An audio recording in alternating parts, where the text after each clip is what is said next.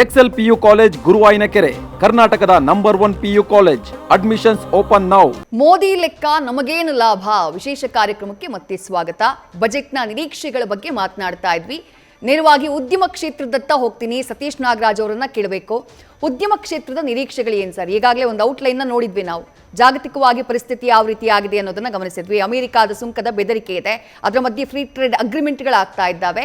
ಉದ್ಯಮ ಕ್ಷೇತ್ರ ಏನು ನಿರೀಕ್ಷೆ ಮಾಡ್ತಾ ಇದೆ ಈ ಬಜೆಟ್ನಿಂದ ಅಂತ ಹೇಳಿ ಸರ್. ಸೊ ಎಲ್ಲರಿಗೂ ನಮಸ್ಕಾರ ಸರ್. ಮೊದಲನೇದಾಗಿ ನಮ್ಮ MSMEಗಳಿಗೆ ಬೇಕಾಗಿದ್ದು ಟ್ಯಾಕ್ಸೇಷನ್ನು ಆಗಲೇ ಕಮ್ಮಿ ಮಾಡಿದೆ. ಪಾರ್ಟ್ನರ್ಶಿಪ್ ಫರ್ಮ್ ಜಾಸ್ತಿ ಇದೆ ನಮ್ಮಲ್ಲಿ MSMEಯಲ್ಲಿ ಪಾರ್ಟ್ನರ್ಶಿಪ್ ಫರ್ಮಲ್ಲಿ ಟ್ಯಾಕ್ಸೇಷನ್ ಏನು ಜಾಸ್ತಿ ಇದೆ, 30% 35% ಆಗುತ್ತೆ ಸೆಸ್ ಸೇರಿಬಿಟ್ಟು. ಅದನ್ನು 25% ಮಾಡಿ, ಆ್ಯಸ್ ಪರ್ ಕಾರ್ಪೊರೇಟಿಗೆ ಏನು ಮಾಡಿದೆ 25% ಮಾಡಿ ಅನ್ನೋದು ಒಂದಿದೆ. ಈಗ ಸ್ಲ್ಯಾಬ್ ಒಂದು ಕಡೆ ಅದೇ. ನೆಕ್ಸ್ಟ್ ಇಂಪಾರ್ಟೆಂಟ್ ನಮಗೆ ಬೇಕಾಗಿದ್ದು ಈ ಟ್ಯಾಕ್ಸ್ ಟೆರರಿಸಮ್ ಅಂತ ಏನಿದೆ, ನಮಗೆ GSTಯಲ್ಲಿ ಈ ಕಾಂಪ್ಲಿಯನ್ಸಸ್ ಏನಿದೆ ಅದರಿಂದ ಭಾಳ ಎಫೆಕ್ಟ್ ಆಗಿರೋದು MSMEಗಳಿಗೆ. ಅದನ್ನು ಕಾಂಪ್ಲಿಯನ್ಸಸ್ ಕಮ್ಮಿ ಮಾಡಿ ಟ್ಯಾಕ್ಸೇಷನ್ ರ್ಯಾಷನಲೈಸೇಷನ್ ಮಾಡಿದ್ರೆ ಸರ್ ಟ್ಯಾಕ್ಸ್ ಸ್ಟ್ರಕ್ಚರಲ್ಲಿ. ಬಟ್ ಕಾಂಪ್ಲಿಯನ್ಸಸ್ ಏನಿದೆ ಆ ರೂಲ್ಸ್ ರೆಗ್ಯುಲೇಷನ್ ಇನ್ನೂ ಚೇಂಜಸ್ ಆಗಿಲ್ಲ. 2017 GST ಬಂದಾಗ ನಮಗೇನು ರೂಲ್ಸ್ ಇತ್ತು ಆವಾಗ ಇನ್ಕ್ಲೂಡಿಂಗ್ ಗೌರ್ಮೆಂಟ್ ಆಗಲಿ, ಅಫಿಷಿಯಲ್ಸ್ಗಾಗಲಿ, ಟ್ರೇಡರ್ಸ್ಗಾಗಲಿ ಅಥವಾ ಎಂಟರ್ಪ್ರೆನರ್ಸ್ಗೆ ಎಲ್ಲರಿಗೂ ಹೊಸದದು. ಆಗ ಯಾರಿಗೂ ಏನು ಮಾಡಬೇಕಂತ ಗೊತ್ತಿರಲಿಲ್ಲ. ಬಟ್ ಆಡಿಟ್ ಸ್ಟಾರ್ಟ್ ಆದಾಗ ಎಲ್ಲರಿಗೂ ಅಂದರೆ ಆಫ್ಟರ್ 5 years ಈಗ ಎಲ್ಲರಿಗೂ ಏನಾಗಿದೆ, ಆವಾಗ ನೀನು ತಪ್ಪು ಮಾಡಿದ್ದೆ ಅಂತೇಳಿ ಈಗ ಟ್ಯಾಕ್ಸ್ ಆಗಲಿ, ಅದ್ರ ಮೇಲೆ ಇಂಟ್ರೆಸ್ಟ್ ಆಗಲಿ, ಪೆನಾಲ್ಟಿ ಆಗಿಬಿಟ್ಟು ಭಾಳ ಜನಕ್ಕೆ ಈಗ ಯಾವುದು ಈಗ ಟ್ರಿಬ್ಯುನಲ್ಸ್ ಇಲ್ಲ, ಬರೀ ಕೋರ್ಟ್ ಆಗಲಿ, ಅಪೀಲ್ಸ್ ಆಗಲಿ, ಇದು ಭಾಳ ತೊಂದರೆ ಇದೆ. ಇದು ಟ್ಯಾಕ್ಸೇಷನ್ ಏನಿದೆ ಗೌರ್ಮೆಂಟ್ ಇವ್ರ ಕೈಯಲ್ಲೇ ಇದೆ. ಹಾಗಾಗಿ ಅದು ರಿಲ್ಯಾಕ್ಸ್ ಮಾಡಬೇಕಂತ ಭಾಳ ಇಂಪಾರ್ಟೆಂಟ್ ಅದೊಂದಿದೆ.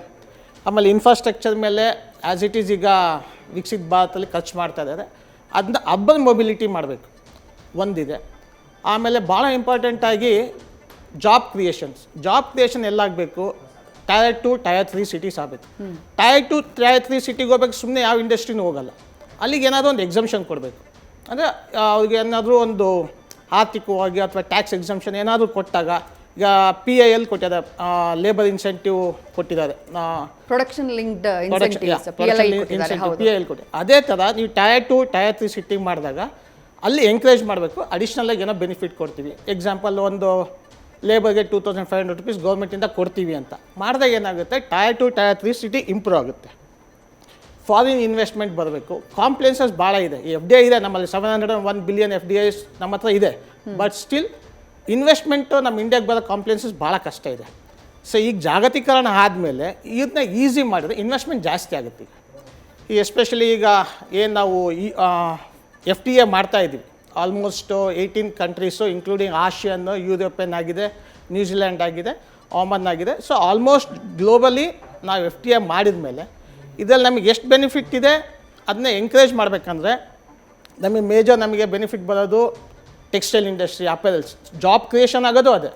ಸೊ ಅಂಥ ಟೈಮಲ್ಲಿ ಅವ್ರಿಗೆ ಏನಾದರೂ ಇನ್ಸೆಂಟಿವ್ಸ್ ಕೊಟ್ಟಾಗ ಅನುಕೂಲ ಆಗುತ್ತೆ. ಈಗ ಸತೀಶ್ ಅವರೇ, ಈಗ ತಾವು ಇಂಡಸ್ಟ್ರಿ ವಿಚಾರ ಬಂದಾಗ GST ವಿಚಾರ ಮಾತಾಡಿದ್ರಿ.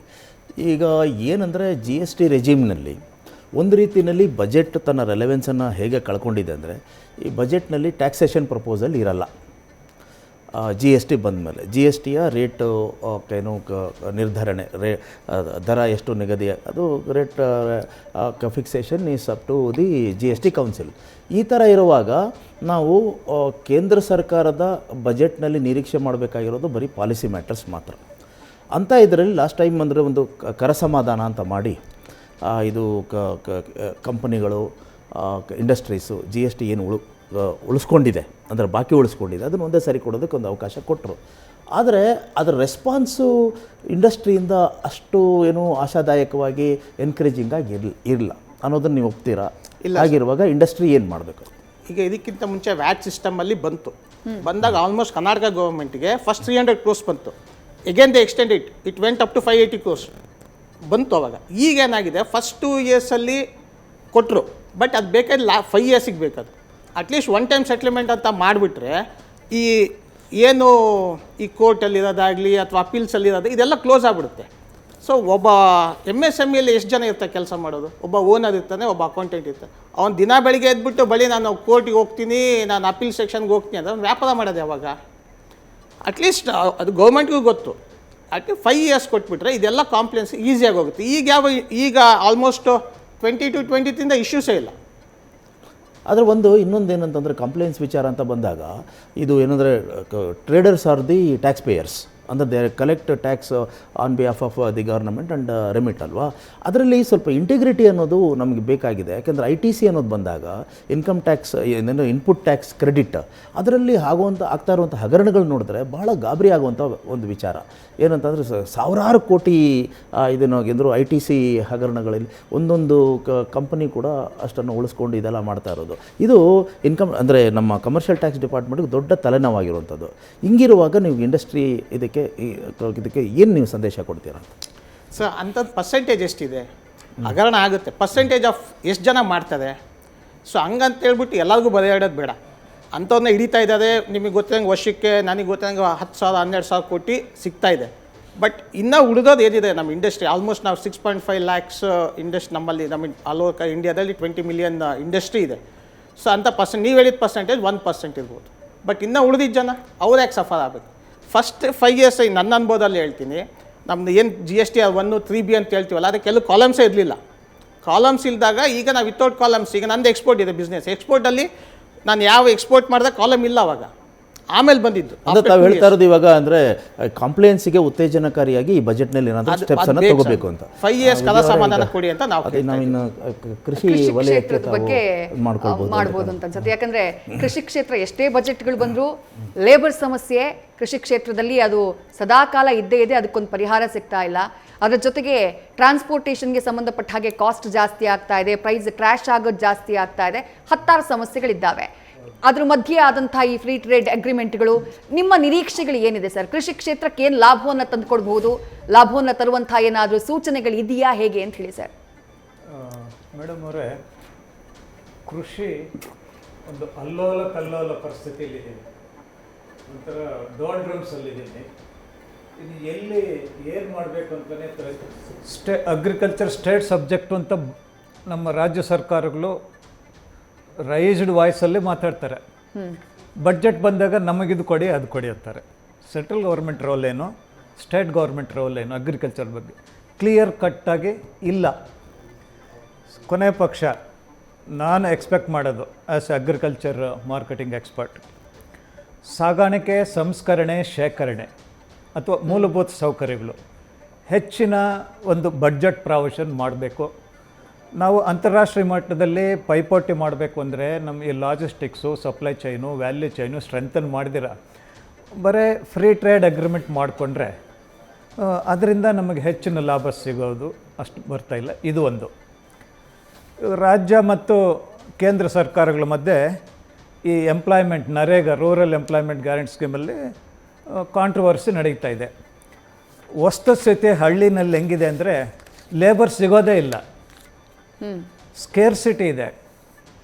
ಬಾಂಗ್ಲಾದೇಶದಿಂದ ಬರ್ತಾರೆ, ನೇಪಾಳಿಂದ ಬರ್ತಾರೆ, ನಮ್ಮ ಕೃಷಿ ಸರ್ವೈವ್ ಆಗ್ತಾಯಿದೆ. ಕೊನೆಯ ಪಕ್ಷ ನಮ್ಮ ಹಳ್ಳಿಯಲ್ಲಿರೋರನ್ನ ಹಳ್ಳಿಯಲ್ಲೇ ಅವ್ರಿಗೆ ಒಂದು ಎಂಪ್ಲಾಯ್ಮೆಂಟ್ ಜನ್ರೇಟ್ ಮಾಡಿ ಏನು ಮಾಡಬೇಕೋ ಕರಪ್ಷನ್ ಕಡಿಮೆ ಮಾಡಿ ಎಕ್ಸಿಕ್ಯೂಟ್ ಮಾಡೋದಕ್ಕೆ ಒಂದು ಪಾಲಿಸಿ ತರಬೇಕು. ಅದು ಒಂದು ನಿರೀಕ್ಷೆ. ನಂತರ ಕೃಷಿಯಲ್ಲಿ ಈಲ್ಡ್ ಸ್ಟ್ಯಾಗ್ನೇಷನ್ ಆಗಿಬಿಟ್ಟಿದೆ ಮೇಡಮ್. 5-6 ವರ್ಷದಿಂದ ನೋಡಿದರೆ ಇಳುವರಿ ಹೆಚ್ಚಾಗ್ತಾ ಇಲ್ಲ ಡ್ಯೂ ಟು ಸೆಕೆಂಡ್ರಿ ಪ್ರಾಬ್ಲಮ್ಸ್. ಇದನ್ನು ಸ್ಟೆಬಿಲೈಸ್ ಯಾವ ಥರ ಮಾಡಬೇಕು ಅಂತ ಬಹಳ ಇನ್ನೂ ಮುಖ್ಯವಾದದ್ದಂದರೆ ಕೃಷಿಯಲ್ಲಿ ಬಂಡವಾಳ ಹೂಡಿಕೆ ಕಡಿಮೆ ಆಗ್ತಾ ಬರ್ತಾಯಿದೆ. ಇದು ಲಾಂಗ್ ಟರ್ಮಲ್ಲಿ ನಮ್ಮ ಕೃಷಿ ನಶಿಸಿ ಹೋಗುತ್ತೆ. ನಾವು ಪೈಪೋಟಿ ವಾತಾವರಣದಲ್ಲಿ ಸರ್ವೈವ್ ಆಗೋಕ್ಕಾಗಲ್ಲ. ಈ ದೃಷ್ಟಿಯಿಂದ ನೀವು ಕೃಷಿಯಲ್ಲಿ ಬಂಡವಾಳ ಹೂಡಿಕೆಗೆ ಹೆಚ್ಚಿನ ಉತ್ತೇಜನ ಕೊಡಬೇಕು ಅಂದರೆ ಇದೊಂದು ಪ್ರಮುಖವಾದ ಒಂದು ಬಹಳ ಮಹತ್ವವಾದಂಥ ವಿಚಾರ ಹೇಳಿದ್ರಿ.